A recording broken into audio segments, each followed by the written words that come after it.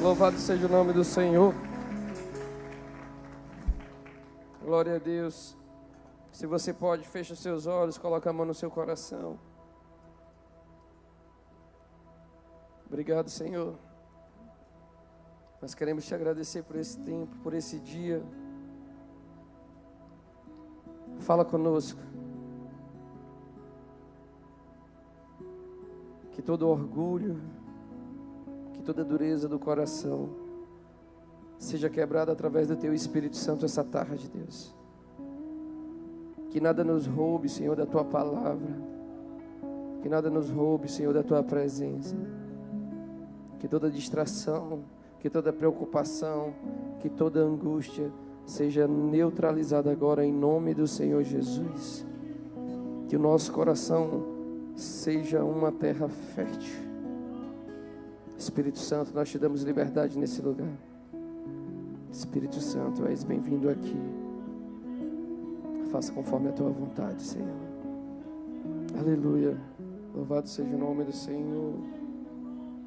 Glória a Deus. Hoje culto de ceia. Um dia para nós meditarmos na palavra do Senhor sobre a morte e a ressurreição de Cristo. E eu orando hoje, jejuando durante o dia. E o Senhor ministrou ao meu coração a palavra que está em Lucas capítulo 15, versículo 11. Lucas capítulo 15, versículo 11. O Evangelho de Jesus que foi escrito por Lucas. Tem como título a parábola do filho pródigo, ou a parábola do filho perdido. Versículo 11. Jesus continuou: um homem tinha 2 filhos.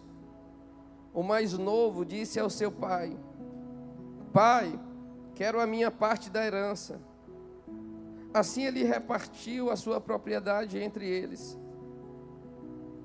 Não muito tempo depois, o filho mais novo reuniu tudo o que tinha e foi para uma região distante.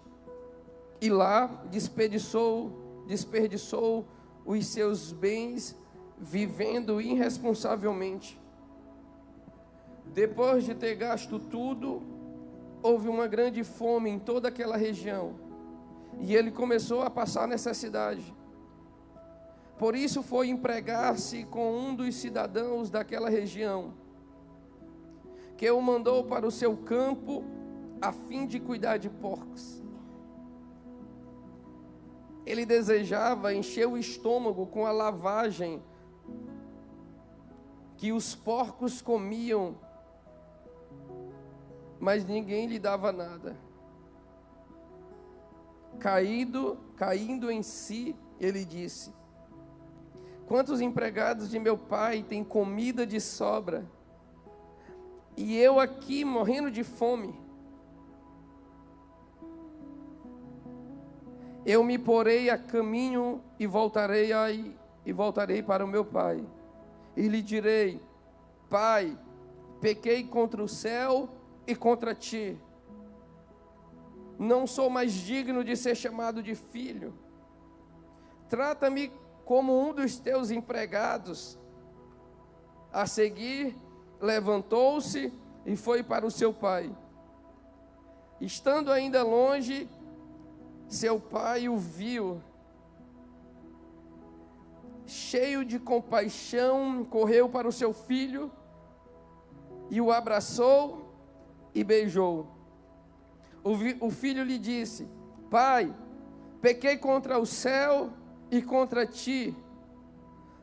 Não sou mais digno de ser chamado de filho. Mas o pai disse aos seus servos: depressa, tragam a melhor roupa e vistam ele.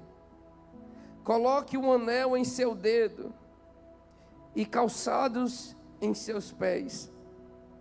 Tragam um novilho gordo e matem-no. Vamos fazer uma festa e alegrar-nos, pois este meu filho estava morto e voltou à vida. Estava perdido e foi achado. E começaram a festejar o seu regresso. Louvado seja o nome do Senhor. Não vou me estender muito nessa palavra, mas eu queria trazer hoje essa consciência do filho perdido.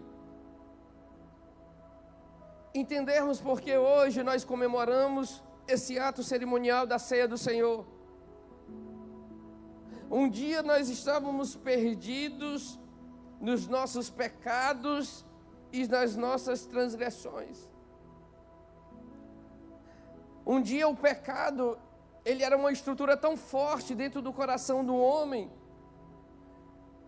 que apesar de que no Antigo Testamento, todos os anos, os homens iam até o templo oferecer sacrifício, animais, derramamento de sangue, isso não foi suficiente.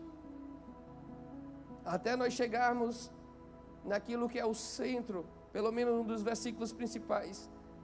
E Deus amou o mundo de tal maneira, um amor tão profundo que não achou-se palavra para descrever. Foi um amor tão excepcional que não dava para encontrar adjetivos para descrever o tamanho amor, ao ponto de colocarem como um tal amor. Quando Jesus vai falar, quando Lucas vai descrever o que Jesus falou no capítulo 15, não foi um cenário simplesmente de falar uma parábola ou de ensinar simplesmente para aqueles que seguiam Jesus. Foi muito mais do que isso, porque a descrição ou o contexto de Lucas capítulo 15 vai falar que Jesus, ele estava falando com os publicanos, ele estava falando com, de fato, os pecadores. Enquanto Jesus sentava e comia com aqueles homens que, aos olhos dos fariseus, dos saduceus, os fariseus e os saduceus eram homens que estudavam ou queriam viver conforme estava escrito, mas não passavam de religiosos. Jesus, ele veio e sentava com os publicanos, os pecadores, ele sentava na mesa, ele conversava, ele falava. E de outro lado, os publicanos e os pecadores e os saduceus, olhando para Jesus com os pecadores, falavam: quem é esse daí? Por que ele está sentado com eles? Por que ele está conversando com ele? Se ele é um sacerdote, um rabi, rabone, um mestre, por que ele está sentado com aqueles que não deveriam ter a atenção? Esse contexto de Lucas 15, Jesus vai falar por parábola, e ele começa falando de uma ovelha que se perdeu, e o pastor deixou as 99 e ir atrás daquela que se perdeu. Ele vai falar sobre as 10 dracmas, e uma se perdeu, e a mulher varre toda a casa, liga a candeia para achar o que tinha se perdido. E ele vai concluir com um homem que tinha 2 filhos, e que em um determinado momento, esse filho mais novo, ele queria viver suas próprias vontades. E quantas vezes nós somos, ou nós éramos, ou até mesmo dentro da igreja, nos tornamos esse filho mais novo. Chega em uma hora, nós queremos viver a nossa própria independência. Chega uma hora que nós queremos satisfazer os nossos desejos. Chega uma hora que nós queremos viver por aquilo que nós acreditamos, achamos, somos bons. Nós olhamos para dentro de si mesmo e aí falamos assim: não, eu sou suficiente. Não, eu sou bom. Eu quero que você repita comigo. O desejo de independência, a rejeição pela autoridade do pai e a busca da satisfação. 3 características do filho que se foi. 3 características que nós precisamos avaliar os nossos corações nesse dia, para saber onde o nosso coração está. Por quê, pastor Lício? Porque esse desejo de independência, irmãos, pode fazer você, ainda que 10 anos e 15 anos dentro da igreja, ainda que batizado, ainda vivendo tantas coisas, ou viveu tantas coisas, mas chega uma hora que esse desejo de independência, o inimigo pode usar como uma brecha para te tirar da casa do Pai, para te levar por horizontes. Quantas vezes você já não se indagou? Quantas palavras tão pontuais liberadas sobre as nossas vidas? Quantas vezes nosso apóstolo, quantos pastores de fora, como o pastor Sandro que veio semana passada, e nós somos confrontados, irmãos. Glória a Deus que nós somos confrontados nessa igreja. Glória a Deus que nós somos confrontados aqui. E quantas vezes nós somos confrontados, e esses confrontos, eles batem bem em cima com os nossos desejos de independência. Porque chega uma hora que a gente fala assim: você não pode fazer desse jeito, você não pode mentir para vender, você não pode fazer negócios errados, você não pode fazer dessa forma, você não pode fazer desse jeito. E aí a palavra do Senhor vem como um grande martelete na nossa estrutura da alma, do nosso orgulho, do nosso egoísmo. E às vezes, por palavras que nos confrontam, aí o nosso sentimento é: eu vou caminhar só. Vou ser independente. Eu não preciso escutar isso, eu não preciso ficar. Não dá para viver isso 100%. Não dá para viver assim. É muito. Alguém já fez um comentário de outra igreja sobre o culto da terça-feira, nossa apóstola falando em línguas. Para que isso tudo?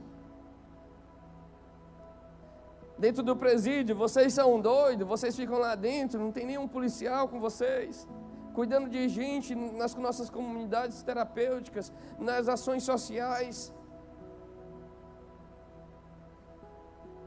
Eu quero que você levante a sua mão, eu quero que você feche seus olhos. Eu quero que você repita assim comigo: hoje, eu não preciso ser independente, porque um dia eu já fui e não deu certo. Hoje, eu sou dependente de Cristo Jesus. Aleluia, louvado seja o nome dele.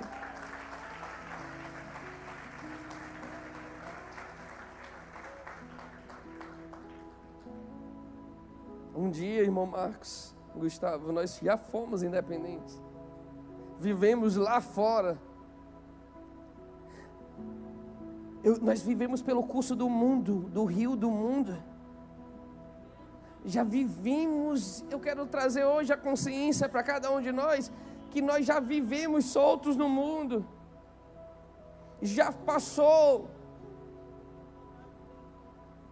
Quem amanhecia o dia no mercado, tomando caldo na rodoviária, depois de ter passado uma noite toda numa festa, gastando o dinheiro que tinha, o que não tinha, pedindo emprestado e pegando com a agiota, achando que aquilo dali era um prazer, não, eu estou vivendo a minha vida, é muito bom. Vivíamos uma independência que nos levava a uma escravidão de Satanás. Irmãos, se nós estivéssemos no mundo, lá, 10% da gente que está aqui não estava mais vivo. Você consegue entender isso?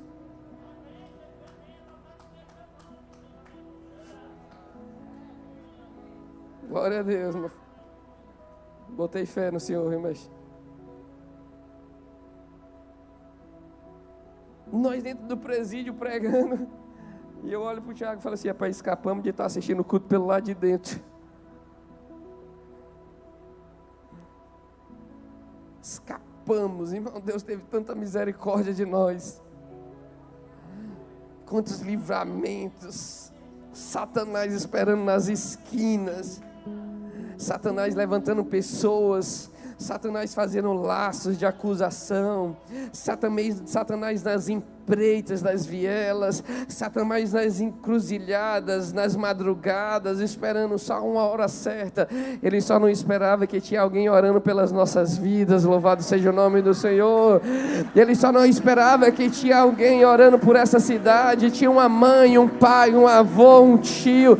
Tinha alguém que orava por você, para que as estruturas da independência que o mundo apresenta, que na verdade é um lugar de escravidão, fossem rompido, para que um dia nós pudéssemos chegar aqui na presença do Senhor e hoje nos tornarmos totalmente dependentes dEle. Mas pastor Lício, é difícil ser dependente. Não, difícil foi Jesus morrer na cruz por nós, quando nós não éramos merecedores. Difícil foi Jesus ser traído, foi ser humilhado, foi ser chicoteado. Jesus naquela cruz olhava para mim e para você e falava assim: ó, eu quero somente que eles entendam que um dia eles podem ser dependentes de mim para tudo que eles vivem. O casamento deles pode ser dependente de mim, a empresa deles pode ser dependente de mim, a profissão dependente de mim, os filhos dependentes de mim. Não é um peso depender de Jesus, não é um peso ser dependente de Deus, porque o preço que foi pago pelas nossas vidas não foi peso que se comparou a ouro, e nem foi peso, nem foi preço que se comparou a prata. Foi maior do que isso. O seu preço, o nosso preço, foi preço de sangue. Louvado seja o nome do Senhor. Para quê, pastor Ulisses? Para que nós pudéssemos olhar hoje e falar assim: ó, eu tenho para quem recorrer, eu não estou sozinho, eu não vivo mais só, eu tenho um dono, aleluia, eu tenho um dono, e esse dono é ciumento, ele me ama, ele cuida de mim, ele olha para mim e ele tem planos, porque eu sei os planos que tenho a vosso respeito. São planos de trazer a vocês um futuro, são planos de bem, são planos de paz. Eu sei, o Senhor olha pra gente todos os dias falando assim: ó, eu tenho planos para vocês, fiquem em mim. Bota o seu casamento em mim, bota o seu coração na minha presença, bota a sua mente em mim, bota os seus sentimentos em mim. Aleluia. Nós estamos no lugar certo e somos dependentes da pessoa certa. Aleluia. Um dia está próximo, o céu vai se abrir. Um dia o céu vai romper e a nossa vida vai começar de verdade.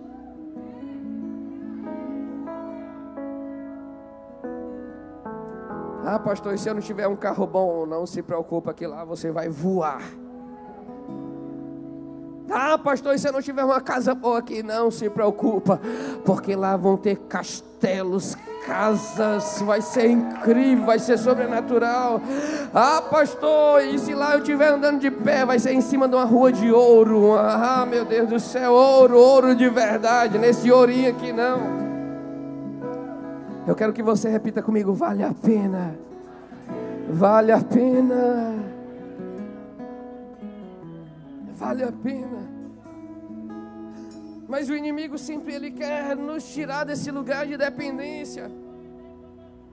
O cenário desse filho perdido não foi outro cenário ao desejo de fato de querer ser independente. Eu sempre falo, da minha realidade. Se Deus não fizesse nada por mim, a partir de hoje eu teria motivo suficiente para adorar Ele e exaltar Ele até o dia da minha morte. Se Deus não fizesse nada por mim, se eu estivesse trabalhando, não sobrasse nada, só comesse, já seria suficiente, porque da onde Ele me tirou, do que Ele me resgatou e o que Ele me fez por mim, a família que Ele me deu, aquele meninozinho abençoado, os outros, já é suficiente para me glorificar e exaltar o nome dEle até a sua volta. Só que o mundo planta uma semente de independência. O inimigo sempre quer plantar no coração dos filhos que estão na casa do pai. Você pode, não é isso tudo, não precisa orar tanto assim, não precisa disso tudo, nem precisa se batizar. Você pode só ser frequentador, não precisa se envolver, não precisa viver assim, não precisa viver assado, não precisa estar dentro de igreja, não precisa servir igreja, não precisa ser dizimista. Para que ofertar? O inimigo trabalha e o desejo da independência tem arrastado milhares e milhares de pessoas desse lugar de ser dependente de Deus. Seja sincero comigo. Quem já foi independente e quebrou a cara? Oh, é ruim demais, irmão. O Espírito Santo fala assim, ó, vai dar errado. Aí você nem dá ouvidos. Aí você vai. Aí quando você não escuta o Espírito Santo, aí dá errado, aí ele usa a sua esposa. Eu te falei? Oh, rapaz. Quando você não quiser escutar o Espírito Santo, ouça a sua esposa.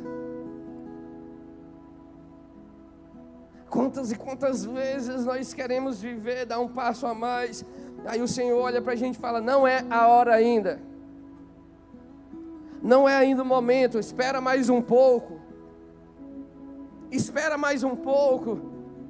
E aí com esse nosso anseio de querer resolver, de querermos ser independente, de querermos tudo no nosso tempo, de querermos tudo da nossa forma, até de querermos tudo do nosso jeito, nós vamos lá e nos antecipamos. Muitas vezes nem oramos, nem apresentamos ao Senhor. E aí quebramos a cara. Fazemos como aquele filho. Nos perdemos no caminho por querer uma independência. Pai, dai-me a parte que me cabe dos bens. Mas por que, meu filho? É chegada a minha hora. Eu tenho que partir. Mas o que falta para você aqui? Não falta nada. Mas o que está faltando para você aqui? Não está faltando nada. Mas o que está acontecendo com você, filho? O que foi que aconteceu? Não é sobre você, pai. É porque eu estou querendo viver, eu estou querendo dar um passo a mais. Eu estou querendo experimentar um pouquinho o que o mundo tem para oferecer. Eu quero viver um pouco aquilo que eu acho que é bom. Eu quero experimentar mais. Eu quero experimentar aquilo que o mundo, as pessoas vivem. Nós precisamos ficar sempre alerta. Aquele filho não tinha ausência de nada.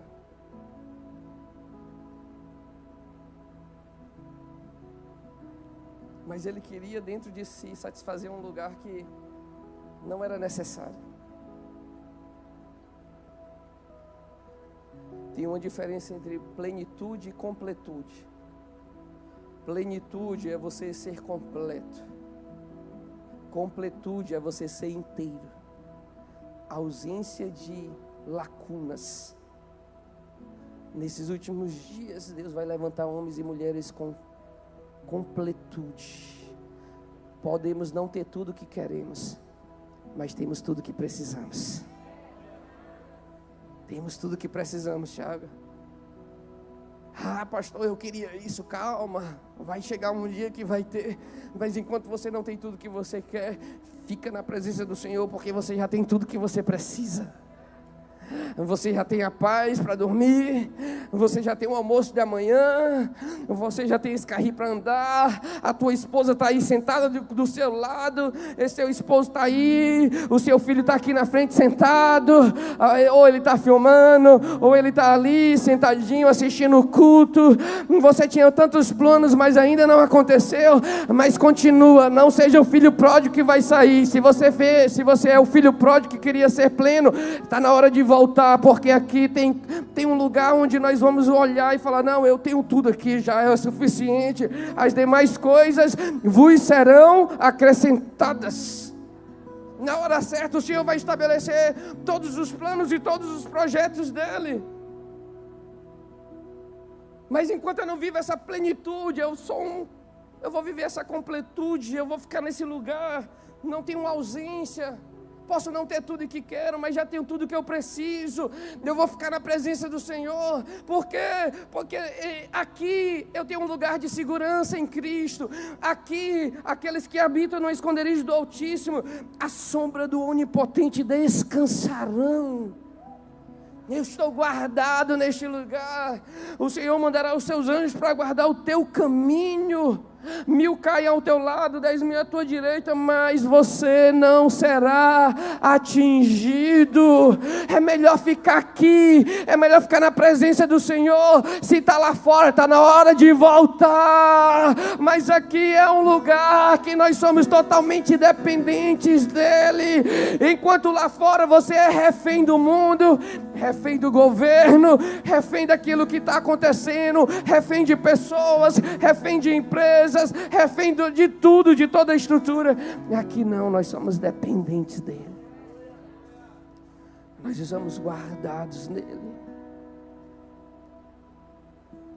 Você bota a cabeça no travesseiro, você dorme a noite toda. Descansa. Deus é tão bom, irmão, que tem gente na hora do culto que dorme. Tem gente no mundo tomando 10 remédios e não dorme. Você chega aqui, ó, na presença de Deus, ó. Oh, meu Deus do céu, que louvor bonito. Aleluia. Ainda assim que eu não sei dar uma pescadinha, o teu espírito está sendo alimentado pela presença do Senhor nesse lugar. Aleluia, louvado seja o nome do Senhor. Para quem nós iremos, se só Ele tem as palavras de vida eterna? Não é para onde nós iremos, é para quem? Para quem? Para quem? Não existe outro, não tem outra pessoa, não existe governo, presidente, deputado, prefeito, não tem ninguém. Nós só temos alguém, nós só temos uma pessoa, só temos Jesus. Só Ele que teve a capacidade de dar a vida por cada um de nós. Aleluia. Não deixa o inimigo plantar dentro do seu coração uma raiz de insatisfação que não existe. A irmã não fala comigo, o apóstolo não fala comigo, o pastor Ulisses não fala comigo, a apóstola não respondeu a minha mensagem. Não, é raiz de insatisfações que o inimigo quer plantar no nosso coração. Para quê? Para que você e eu possam olhar para dentro de nós e falar assim: eu vou viver a minha independência. Não, é Ele que nos dá plenitude, completude, Ele que nos dá paz, alegria. Ele é o nosso shalom, Ele é o nosso descanso. É Ele, por Ele, para Ele, tudo vem dEle, tudo vem, fica em nós, depois volta para Ele, toda a honra é dEle, toda a glória é dEle. Ele é o alfa, Ele é o ômega, Ele é o início, Ele é o fim. Ele começou tudo, Ele se encarnou, Ele morreu na cruz, Ele ressuscitou, e um dia Ele voltará, está perto, está às portas. Meu amigo, eu vou arriscar dar um passo lá fora. Olha para o irmão que está do seu lado e fala assim: ó, todo mundo faz tudo de errado, não dá errado, mas se você dá um passo fora, todo mundo está sabendo. Sabe por quê? Porque você não é qualquer um. Aleluia, você não é qualquer um.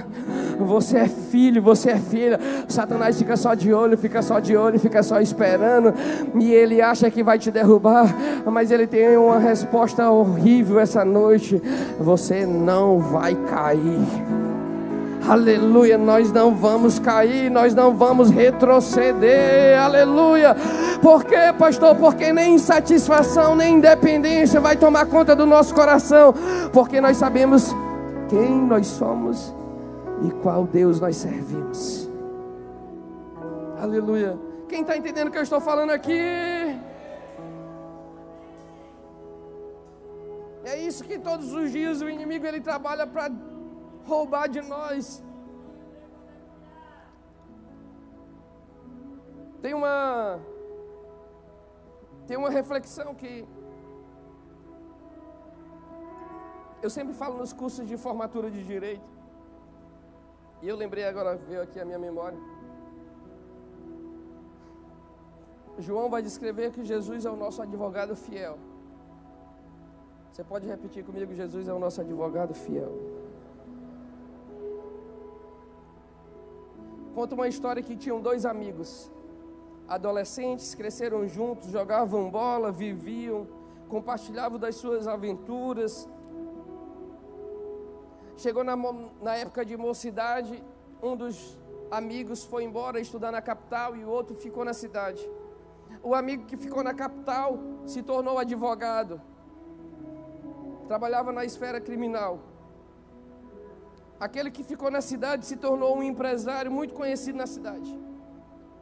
Aquele amigo que era advogado, todos os períodos de férias, ele vinha com toda a família passar as férias na sua cidade de origem.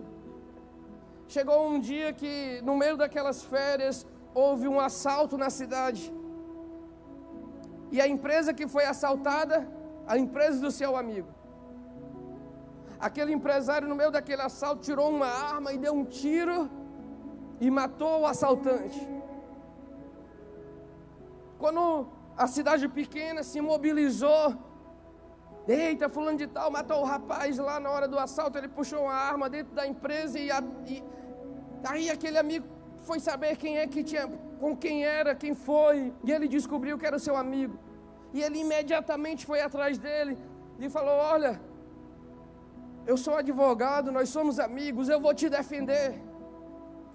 Vamos esperar o tempo, vou te levar, vou te apresentar e vai dar tudo certo. Eu vou defender o seu processo, não se preocupe, eu não vou cobrar nada. Aquele amigo que era empresário falou assim: não, de jeito nenhum, eu não vou entrar na delegacia, eu não vou na justiça, eu vou ser preso. Ele entrou numa crise, entrou numa paranoia, pegou todo o dinheiro que tinha, fugiu. Aquele amigo advogado tentou de todas as vezes fazer a cabeça dele: não precisa você ir, não precisa viajar, não precisa fugir, não tem necessidade disso. Eu vou te defender, eu vou estar com você, nós vamos superar esse obstáculo. Mas irredutível, ele resolveu sair e ele foi embora. Anos se passaram e aquele homem, ele foi condenado e foi preso. Não quis fazer, não quis se apresentar, não quis lutar pela sua liberdade, pelo seu direito. Aí no dia da sua audiência, anos depois, que ele entra na sala de julgamento, que ele senta na cadeira dos réus, que ele levanta a cabeça, o seu melhor amigo agora era o juiz. Aí ele olhou e falou assim: meu Deus, você é o juiz, agora você vai poder me ajudar. Naquele tempo não deu certo, mas agora você vai poder me ajudar. E aquele juiz, melhor amigo daquele homem, falou assim: infelizmente agora eu não estou aqui como ajudador. Eu era seu advogado naquele período que você não quis. Hoje eu estou aqui como o juiz que vai te julgar. O que significa isso, pastores? Hoje Jesus está aqui como advogado fiel. Um dia Ele voltará como juiz.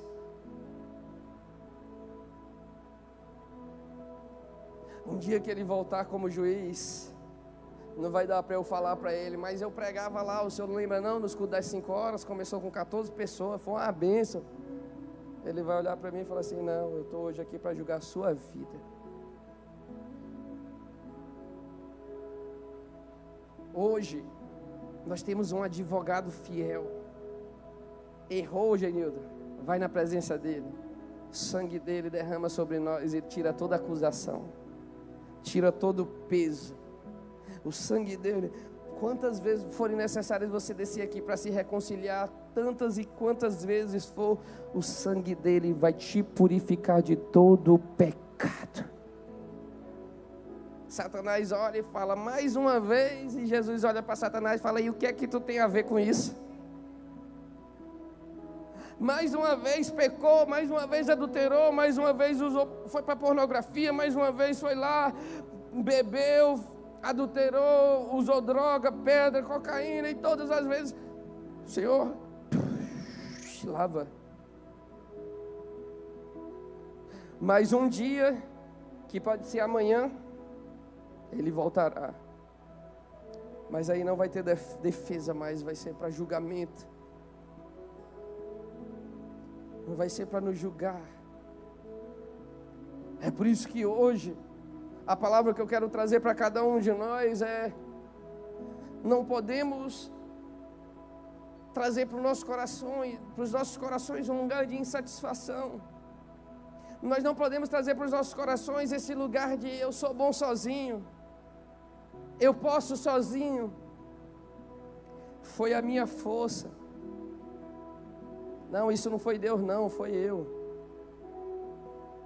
Não, isso aqui foi eu porque eu sou bom. Não, aqui é a minha empresa, é porque eu sei negociar, eu sou muito bom.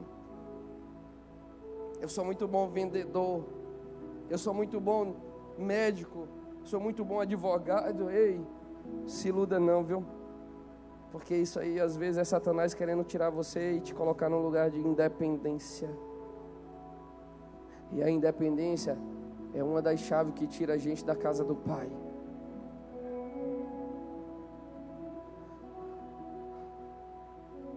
Chegaram para Jesus e falaram assim: mestre, tu que és bom. Ele falou assim: epa, eu não sou bom não, bom é meu Pai. Porque Ele já fez e Ele já concluiu.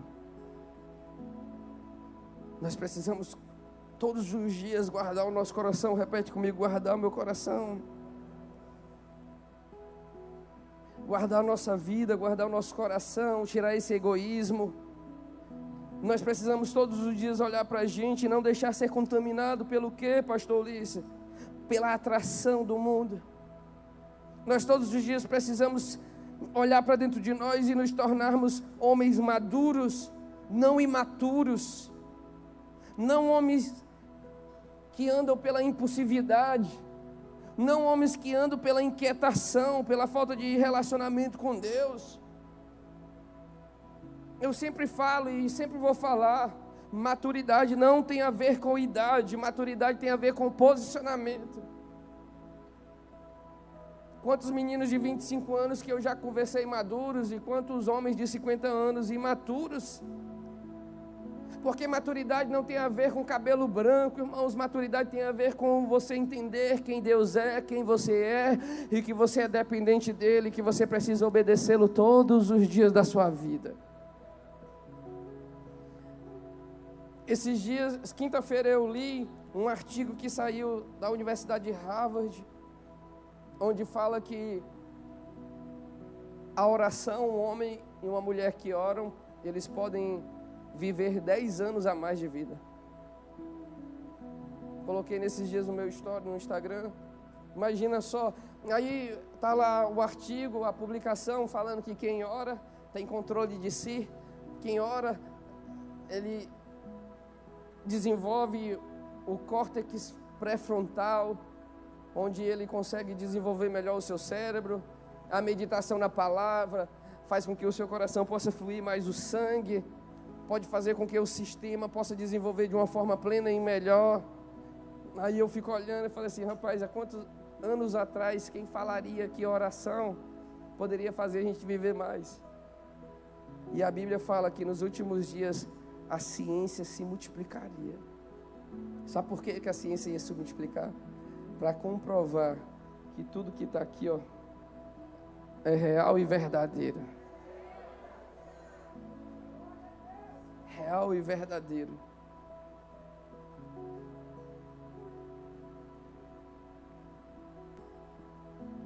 Tem tudo aqui que a gente precisa, irmãos. Quem é empresário, Provérbios, capítulo 1, capítulo 1 até o capítulo 31.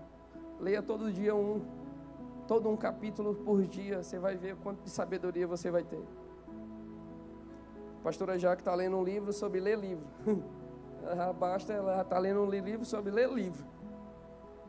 E o autor daquele livro, ela estava me mostrando esse dia, e ela estava falando: olha que interessante, amor. o autor fala assim, se você sabe ler e não ler, de nada você difere do analfabeto. Se você sabe ler e não ler, de nada você difere de alguém que não sabe ler. Se você ler 10 páginas de um livro da Bíblia, de um livro por dia, no final do ano você vai ter 3.650 páginas lidas, aproximadamente 8 livros de 200 páginas.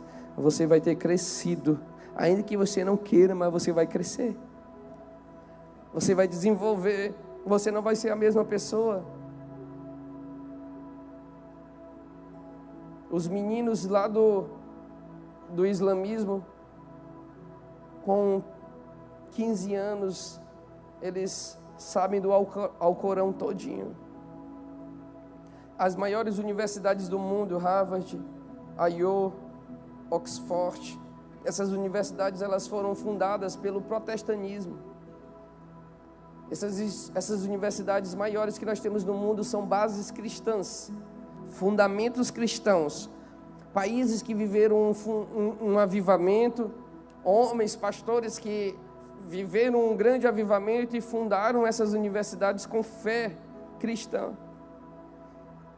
Os grandes empresários lá da Arábia Saudita, do Oriente Médio, eles pegam os seus filhos e colocam dentro de uma universidade cristã, do outro lado do mundo, distante dos seus pais, dos seus irmãos, longe das suas culturas, e eles passam 6, 7, 8 anos dentro de uma universidade cristã e não desviam. Continua o Islã, continuam muçulmanos, e pelo contrário, ele ainda consegue converter os cristãos que estão lá a se tornar muçulmanos também. Quem está entendendo? E por quê? E como é isso, pastor Liz? Quando nós estivemos em Israel e nós cremos que na nossa próxima caravana nós vamos levar 50 pessoas. Ô povo sem fé. Quem vai?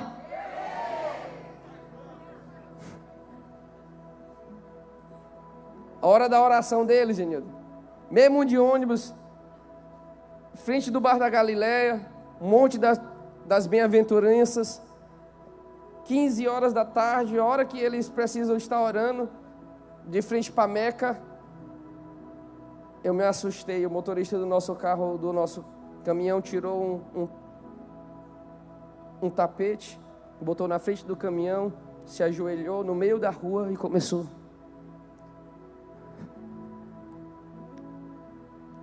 Quando eu olhei para o outro lado, tinha uma fila de 30 ônibus, que todos os motoristas estavam com seus tapetes na frente dos ônibus, porque deu a hora deles orarem. Quando eu olhei para a calçada, todos os vendedores que eram muçulmanos estavam com seus tapetes no meio da calçada, de joelho, orando em direção a Meca. Quando eu olhei para o outro lado da rua, todas as pessoas que eram muçulmanas, elas paravam tudo para orar, porque era a hora específica da oração deles. A sua oração, 2 minutos antes de dormir: Senhor, meu Deus, obrigado, eu te agradeço desse dia, Senhor. Coloca os teus anjos ao redor da nossa casa, nos guarda, Senhor. Dá uma boa noite de sono, para que amanhã dê tudo certo, em nome de Jesus, amém.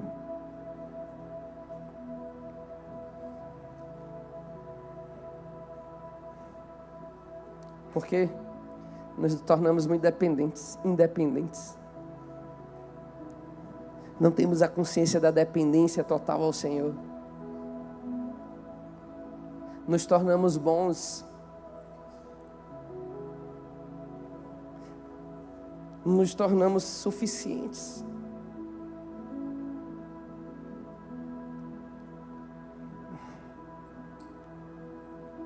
Hoje é ceia.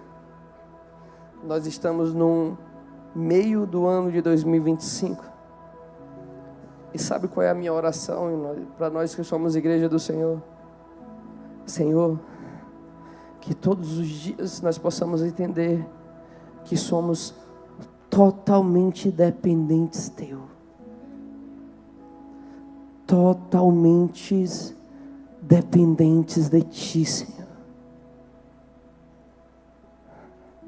Coloque em nosso coração fome e sede pela Tua palavra, Senhor. Coloca em nossos corações fome e sede para estarmos na Tua casa, Senhor. Coloca em nossos corações, Senhor, fome e sede de jejuarmos, Deus. De conhecermos as coisas do céu. Senhor, coloque em nossos corações a fome e sede por um relacionamento maior com Teu Espírito Santo, Senhor. Senhor, coloque em nossos corações um desejo, Senhor, de estar contigo.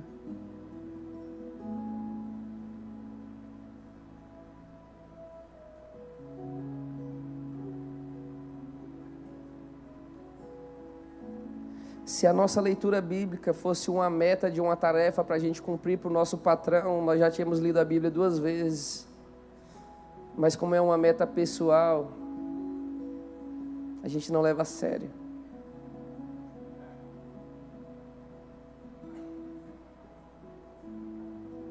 Se fosse um trabalho, a gente tinha cumprido. Eu tenho um amigo que fez um pós-doutorado e fez um livro sobre um parnaibano que é de uma outra cidade, que marcou muito a história de uma história cultural dos anos 60 e 70. É um parnaibano que morou em Recife em anos 60 e 70, e o artigo dele foi cultural, pós-doutorado, e ele falou para mim: Ulisses, eu passei 2 anos, e eu estudei, pesquisei, fui lá, vi algumas histórias, e aí no final desses 2 anos eu tinha 2.000 páginas escritas sobre esse homem. Eu falei: quantas páginas? Ele falou: 2.000 páginas. Eu falei: quer dizer que você pegou uma pessoa normal, que morou 10 anos em um outro estado, e você pesquisou sobre a vida dele, e você escreveu 2.000 páginas em 2 anos sobre a história desse homem? Foi. E aí o meu maior desafio é que o livro precisava ter no máximo 700 páginas.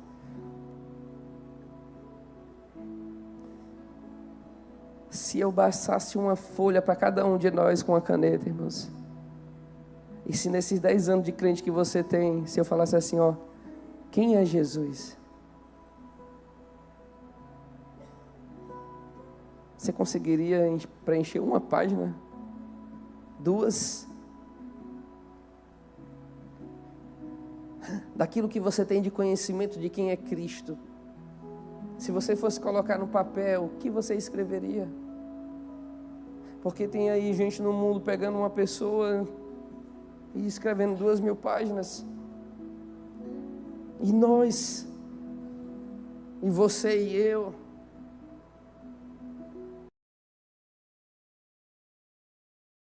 quem diz o povo que sou? E eles falaram: tu és Jeremias, tu és um dos profetas. Jesus não dá tanta importância daquilo que eles falam, que os outros falaram. Aí Jesus olha para eles e fala: e quem vocês dizem que eu sou? Dos 12 discípulos, somente Pedro olha para Jesus e fala: tu és o Cristo, o Filho do Deus vivo. Dos 12, somente um. E aí a Bíblia vai falar que Jesus olha para Pedro e fala: Pedro, tu não fala nem por ti. Foi o meu Pai que te revelou. O que eu quero trazer hoje, quem nós somos? Quem nós somos, de fato. Você é o filho que saiu e se desviou e hoje está aqui com a gente visitando. Você é o filho que está aqui dentro, que se desviou dentro da igreja porque o seu coração entrou num lugar de independência. Quem nós somos? Vamos participar da mesa, e essa mesa que nós vamos participar da ceia do Senhor é como se fosse o próprio Deus falando para a gente: ó, estou esperando você. E quando você vai ler os últimos versículos de Lucas capítulo 15, você não vê um pai sentado, deitado, Você vê um pai em pé. Era um pai em pé, Marcos. Era um pai em pé, olhando assim, ó, estou esperando, porque eu sei que uma hora ele vai voltar. É um pai em pé, esperando pela gente, sabendo que ele sabe que é hora de voltar. Entregou o seu ministério, entregou a sua vida de oração. Você abriu mão de um lugar de comunhão, você abriu mão de tantas coisas, e o Senhor sempre olhando para a gente, falando assim, ó, eu sei que ele vai voltar. Eu sei que ela vai voltar. Eu sei que ela vai voltar a orar como ela orava. Eu sei que ele vai voltar a ser o que ele era. Eu sei que ele vai voltar a ser esse homem de jejum, de palavra. Eu sei que ela vai voltar a ser essa mulher sábia. Eu sei que ele entregou os pontos, mas ele vai voltar para o chamado que eu tenho para ele. Aleluia, louvado seja o nome do Senhor. Feche os teus olhos um minutinho. Aleluia. Feche os seus olhos um minutinho. E a minha oração essa tarde é que o Espírito Santo mostre para você quais foram as áreas, o que você deixou para trás hoje. O Senhor está te esperando. O Senhor está esperando um posicionamento seu de novo. Qual foi a área da sua vida que se tornou o filho pródigo fugindo? Não foi somente o que desviou, porque o que estava dentro da casa do pai também estava desviado. Pai, que festa é essa que o Senhor está oferecendo? Filho, seu filho estava morto e reviveu, mas pai, o Senhor não me dá um cabrito para eu comer com os meus amigos. Filho, tudo que eu tenho é teu. Esse texto mostra tanto o que desviou e saiu, como o que se desviou dentro. E quem nós somos? O Senhor só pergunta para a gente por quê? Porque hoje Ele tem um banquete preparado para cada um de nós. Tem um banquete, e o Pai está de braços abertos, falando assim, ó, vem que eu estou te esperando já. Eu só preciso de um posicionamento seu. Eu só preciso que você reconheça quais são as áreas que você negligenciou. Eu só preciso que você reconheça que você foi e deixou.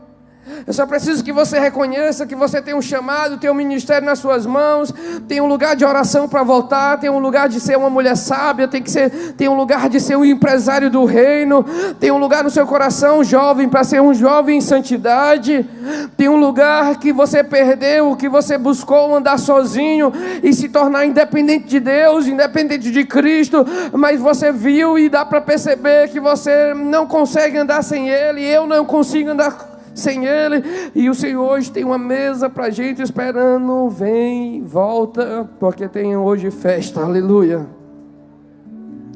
tem festa hoje, tem festa hoje, olha para dentro de você.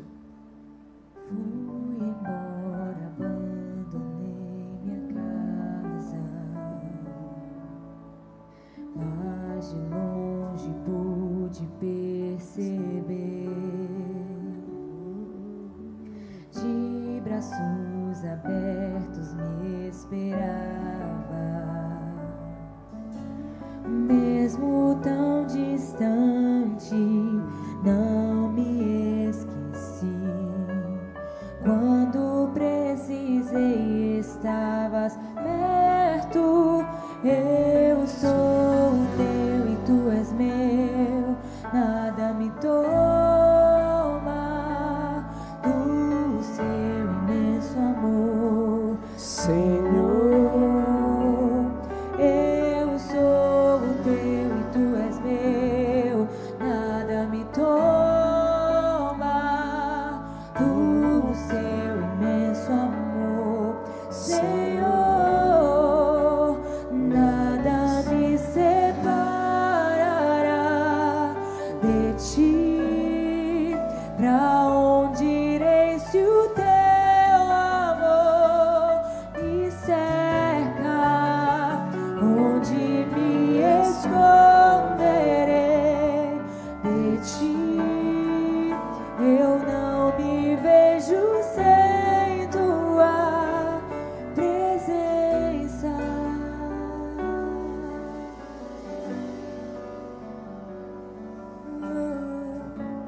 Não dá para se esconder dele. Se eu subir ao monte, o alto monte, lá tu estás. Se eu vou até o profundo do vale, lá estarás também. As trevas para ti são como luz. Para onde eu fugirei, Senhor, da tua presença? Se achou que pode fugir, às vezes nós achamos que podemos viver, às vezes nós achamos que podemos criar um caminho novo, às vezes achamos que podemos andar de uma forma independente, às vezes achamos que esse lugar nos traz insatisfações.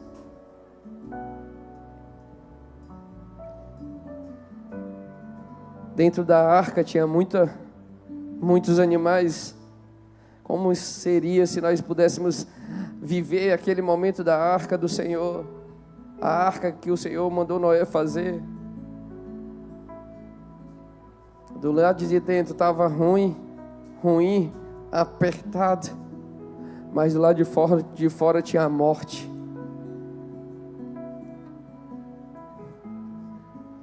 O irmão que está do seu lado está num processo, você está em outro processo. Às vezes a gente se rala, porque uma das bases de relacionamento é se relar.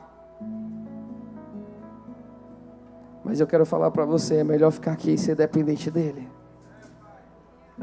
É melhor estar aqui, porque lá fora tem morte. O Senhor te chamou aqui, o Senhor te plantou aqui. Em vez de você criticar o teu irmão, começa a orar por ele. Em vez de você apontar o seu irmão, começa a orar pela vida dele. Sabe por quê? Porque Jó, quando estava passando pelos momentos mais difíceis da sua vida, a chave virou quando ele começou a orar pelos seus amigos. O Senhor está trazendo um alinhamento para nós entendermos sobre a mesa dele, para reposicionar o nosso coração, para reposicionar as nossas motivações. Tem algo novo que o Senhor está preparando para cada um de nós.